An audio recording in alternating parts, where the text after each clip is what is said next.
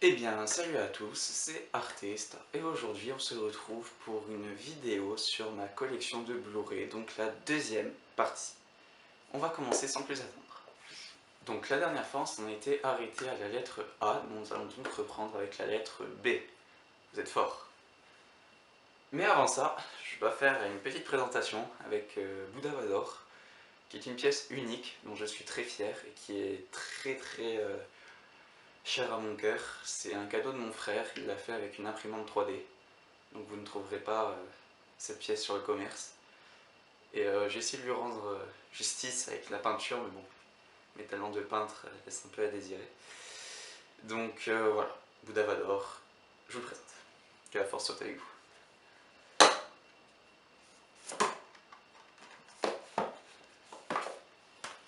Et ensuite on enchaîne donc avec la collection en elle-même, donc Batman vs Superman, l'aube de la justice, qui est un film qui a fait une très vive polémique, à juste titre, parce que la version cinéma est clairement nulle, c'est vrai, il manque trop d'informations, elle ne sert à rien.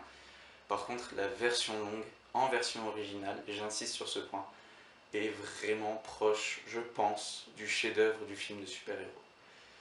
Pour vous dire, la version longue en version originale, je la mets juste en dessous les Watchmen. Donc là, je pense que j'en ai perdu déjà la moitié d'entre vous, ça fait même pas 2 minutes que la vidéo a commencé. Mais il y a beaucoup d'arguments qui vont pour ce film, il y a aussi énormément d'incohérences. Voilà, je vais pas nier, mais la version longue remédie quand même vachement à la version cinéma. Et je trouve que les acteurs sont vraiment bien dans leur rôle et les voix collent à la perfection. Donc pour l'histoire, ceux qui ne la connaissent pas, c'est tout un jeu de complot entre Batman et Superman. Et en gros, tous ces complots vont aboutir au conflit des deux héros. Et puis il y a tout un fond sur la politique que j'ai fortement apprécié d'ailleurs. Donc voilà, c'est un film d'action, c'est un blockbuster, mais il y a quand même une très longue partie qui se passe par le dialogue, par la mise en scène. Donc c'est pas forcément... Grosso modo, il y a 15 minutes de pur baston dans, entre les deux personnages, et il y a 30 minutes de baston en général dans le film. Donc ne vous attendez pas non plus à voir un film sous testostérone.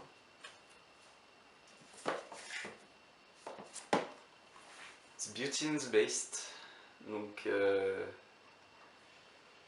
l'adaptation live de Disney du chef-d'œuvre La Belle et la Bête. Pourquoi j'ai acheté ce film? Tout simplement parce que lorsque j'avais regardé pour m'acheter La Belle et la Bête, le dessin animé en Blu-ray, ben, j'ai eu les yeux qui ont piqué parce que c'est vraiment très cher. Je sais pas maintenant le prix, mais quand j'avais regardé c'était quand même assez cher. Du coup j'ai acheté ça qui était beaucoup moins, enfin disons dans mes cordes quoi. Et il y a un très grand casting, Emma Watson, Sarah McLachlan, Ewan McGregor, Luke Evans dans le rôle de Gaston. Donc c'est un très beau casting, mais le film, on peut se demander pourquoi il existe, parce qu'il n'y a pas l'argument de dire oui c'est pour faire redécouvrir les classiques aux jeunes générations. Je suis désolé mais le dessin animé on le remontre actuellement, il marche encore. Donc bon, moi je suis assez mitigé par rapport à ça, j'en ferai une vidéo d'ailleurs de ce sujet là. Est-ce que les adaptations live sont justifiables ou non? Donc voilà, mais ça reste La Belle et la Bête quoi, donc c'est très bien, ça fait passer un excellent moment.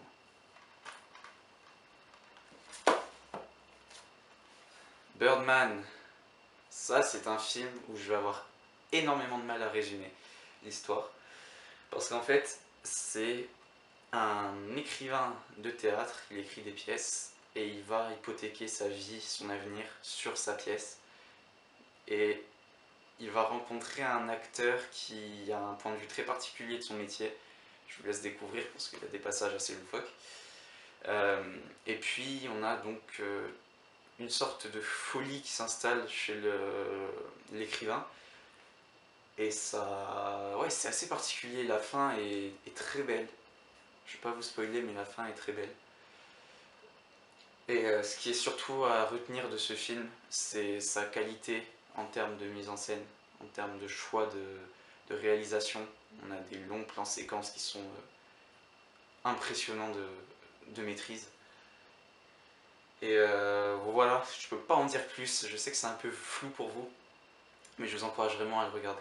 C'est pas du tout un film d'action, ça bouge très peu, mais c'est passionnant à regarder.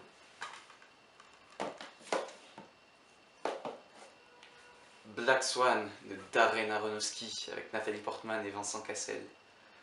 Ce film, comme je l'ai dit à beaucoup de mes amis, c'est le film qui m'a fait aimer le cinéma. C'est vraiment grâce à ce film et à la trilogie du Seigneur des Anneaux, mais ça je passe, que j'ai pris conscience de l'importance de filmer de telle ou telle manière une scène, de mettre tel ou tel moment soutenu par de la musique ou pas. C'est vraiment grâce à ce film que j'ai aimé le cinéma. On a une Nathalie Portman qui est phénoménale dans son rôle, un Vincent Cassel qui est vraiment bon, et Darren Aronofsky qui est quand même si on peut trouver des bémols à son boulot, qui est quand même un virtuose de la caméra. Donc c'est bellissime comme œuvre, très dérangeant par moments, parce qu'on a quand même tout ce thème par rapport à la sexualité, par rapport à l'identité de la personne, de l'artiste. Donc c'est assez dérangeant par moments, mais c'est du pur génie. Pour ceux qui ne connaissent pas l'histoire, donc c'est l'histoire d'une danseuse, une danseuse d'étoiles il me semble, qui est sélectionnée pour faire le premier rôle du Lac des Cygnes.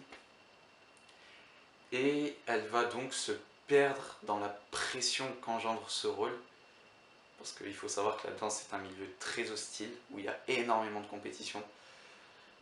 Et elle va se perdre donc dans ce rôle-là, et on va vivre toutes ces aventures jusqu'à l'acmé, entre guillemets, de l'œuvre qui est sensationnelle. Donc je vous encourage à le regarder. C'est un excellent, excellent film. Blade Runner avec Harrison Ford en version 4K. C'est une œuvre majeure, culte. Ça a influencé toute la pop culture de sa sortie jusqu'à nos jours. Ça influence encore énormément les artistes en termes de science-fiction. C'est une œuvre qui est très profonde, même si le film en soi a beaucoup de défauts, enfin beaucoup, a des défauts, notamment de longueur. Ça reste exceptionnel comme œuvre. Il fallait vraiment penser à le faire pour justement le faire. Mais c'est exceptionnel, je vous encourage vraiment à le voir. Je vous préviens, c'est un film qui prend tout son temps, qui est vraiment très long, mais c'est un très bon film. Et puis la musique est terrible. Et pour l'histoire, donc, c'est un humain qui est chargé d'enquêter sur ce qu'on appelle des réplicants. Donc c'est des robots à apparence humaine.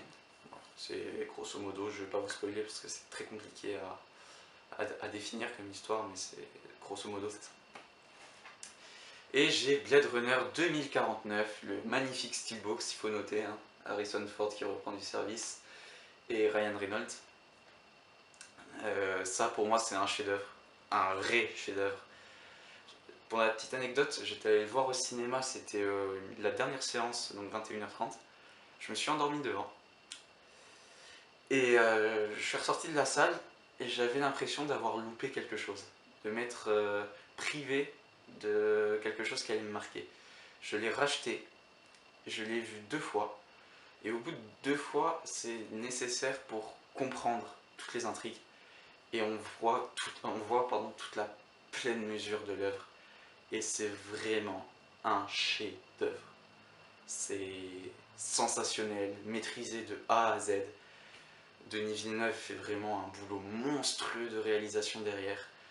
C'est exceptionnel. Si tous les films de nos jours, tous les blockbusters pouvaient mettre autant d'envie, autant de volonté, autant de qualité dans la réalisation, le cinéma s'emporterait décidément extrêmement bien. Et là, donc là pour l'histoire, c'est pareil, c'est un Blade Runner, donc on les appelle comme ça, qui va donc chercher la fille. Enfin, il y a toute une enquête par rapport à la fille de quelqu'un, comme quoi les réplicants pouvaient enfanter, etc. Donc ça met en cause l'humanité des robots. Et c'est génial, toute cette philosophie par rapport à est-ce que le robot est humain, est-ce que l'humain n'est pas plus robotisé que le robot, entre guillemets. C'est phénoménal comme film, je vous encourage vraiment à le regarder. Et par contre, si j'en sens en général la musique, dans ce film, la musique se fond parfaitement avec le décor. Vraiment, hein, c'est vraiment la musique qu'il fallait mettre, mais je l'aime pas du tout. C'est horrible. Ça me fait crisser des dents, c'est horrible. Mais ça rentre dans l'œuvre, donc pourquoi pas.